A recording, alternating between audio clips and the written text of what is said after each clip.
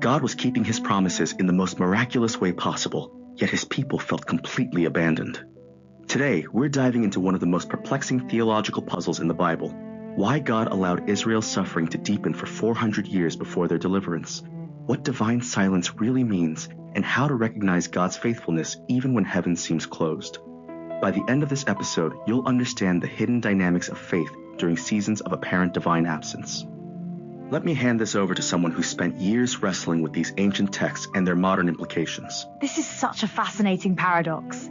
According to the Kleefeld Christian Community's analysis, Exodus 1 tells a story where God was keeping old promises in miraculous ways while his people felt like he was silent and absent. It's this incredible tension that runs through the entire narrative. Wait, so God was actually active during this period?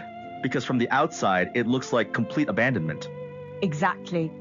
Let's start with what God had promised. In Genesis 12:2, God told Abraham, "I will make you into a great nation." Then in Genesis 15, he got even more specific. Abraham's offspring would be as numerous as the stars, but they'd also be enslaved for 400 years in a foreign land. So the suffering was actually predicted? Right from the beginning. And here's what's remarkable. When we get to Exodus 1, the text doesn't just report Israel's growth, it emphasizes it. According to the biblical account, they were exceedingly fruitful, they multiplied greatly, they increased in numbers, and became so numerous that the land was filled with them. That's like 4 different ways of saying the same thing. Exactly. The writer is hammering home this point. They started with 70 people when Jacob's family came to Egypt. By the time of the Exodus, biblical scholars estimate they were over 2 million. That's exponential growth that defies normal demographics. But then everything goes sideways with this new Pharaoh who didn't know Joseph. What's the significance of that phrase? That's the turning point. Joseph had been Egypt's savior during the famine, essentially their prime minister. But according to the Free Bible Study Hub analysis, this new Pharaoh's ignorance of Joseph signifies a complete break from the past and the beginning of a new era of hostility. And that's when the oppression begins? It escalates in stages. First, they're enslaved and forced to build store cities, Pithom and Ramses. But here's what's fascinating. The more they were oppressed, the more they multiplied. The Egyptians literally came to dread them. So the oppression backfired? Completely. Which led Pharaoh to escalate to something much darker, systematic infanticide. He ordered the Hebrew midwives, Shiphrah and Puah, to kill all newborn Hebrew boys during childbirth. That's genocide. Exactly. But here's where we see God working behind the scenes. These midwives feared God more than Pharaoh and refused to carry out the orders. They saved countless lives through what might be history's first recorded act of civil disobedience. So even in the darkest moment, there were people acting as God's agents? Right.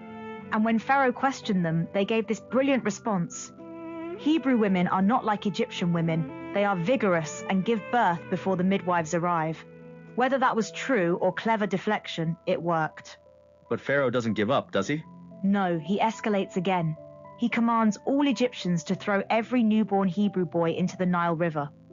This is the darkest point, state-sponsored infanticide involving the entire population. And this is where Moses comes into the picture, right? But here's what I don't understand. Where is God's voice during all this? The text barely mentions him.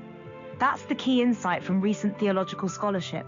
According to research from Sanctum Domine Journal, the narrative deliberately doesn't mention God's name during the suffering. But that doesn't mean he's absent, he's working behind the scenes. How so? The study found that God works through his providence in suffering.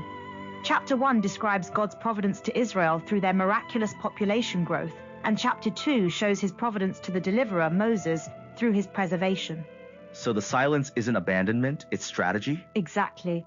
Frank Pollack's research on hidden protest, implied theodicy, and secret promise argues that the Exodus narrative is structured to guide readers toward recognizing divine salvation promises even when heaven doesn't intervene directly. That's a completely different way of reading the story. But why would God allow the suffering to get so intense before acting? According to the Christian website analysis, there were multiple purposes. First, to fulfill his promise to make Abraham's descendants into a great nation. You can't do that with 70 people. Second, to demonstrate his power through miraculous deliverance. So the 400 years wasn't just endurance, it was transformation? Precisely. And there's archaeological evidence supporting this timeline. The Biblical Archaeology Society notes that the biblical names Pithom, Ramses, and Yam-Suf correspond to Egyptian place names from the Ramesside period, the 13th century BCE. Wait, so there's actual historical evidence for these events? The place names appear together in Egyptian texts only from that specific period. The name Pi-Ramesses went out of use around 1085 BCE and doesn't reappear until much later. It's like finding a historical fingerprint. That's incredible. But let's get back to the theological question. What does this teach us about divine silence in our own lives? The research on divine hiddenness suggests that silence can be a form of active waiting. According to the topical Bible analysis, biblical leaders often chose silence as a strategic response, reflecting deep reliance on God's timing. Can you give me an example? Moses at the Red Sea. Instead of panicking, he tells the people, "The Ore will fight for you, you need only to be still." That silence underscores deep trust in God's deliverance and power. So silence becomes a form of faith? Right. The Hebrew word for trust, batach, means to rely with security and confidence. Trust includes waiting without panicking, resisting the urge to force control, and anchoring to God's character rather than what you feel in the moment. But that's so hard when you're in the middle of suffering. How do you maintain that kind of trust? The Exodus narrative provides a framework. According to Bible Hub's analysis, God's awareness of suffering is not passive, it prompts divine action. In Exodus 3, D7-8, God says, "I have indeed seen the affliction of my people. I am aware of their sufferings." So the silence doesn't mean God isn't watching? Exactly. Isaiah 63:9 puts it beautifully. In all their distress, he too was afflicted. God shares in the afflictions of his people. The silence isn't indifference, it's strategic timing. This reminds me of that quote from the study on trusting God in silence. We often overlook the divine because we expect it to be loud, but divinity whispers. That's profound. The Shekinah glory, God's dwelling presence, often moves gently through everyday life, waiting for us to notice. Recognizing sacredness becomes an act of awareness and appreciation. So how do we apply this to modern situations where people feel abandoned by God? The research on theodicy suggests that questions about God's character inevitably arise in moments of crisis. But the Exodus pattern shows that God's essential character, gracious, compassionate, and just, remains constant even when lived experience calls these qualities into question. That's a really different way of thinking about doubt and questioning. Right. The study on divine absence in Exodus 17:7 found that doubt can be an inherent component of religious experience rather than its antithesis. The question, is the Lord among us or not, isn't faithlessness, it's honest wrestling. So questioning can actually be part of faith? Absolutely. The experience of divine absence can function as a generative theological space. It forces us to grapple with complexity rather than settling for simplistic answers. But there's still the practical question. How do you endure when you can't see what God is doing? The Exodus model suggests looking for God's providence in unexpected places.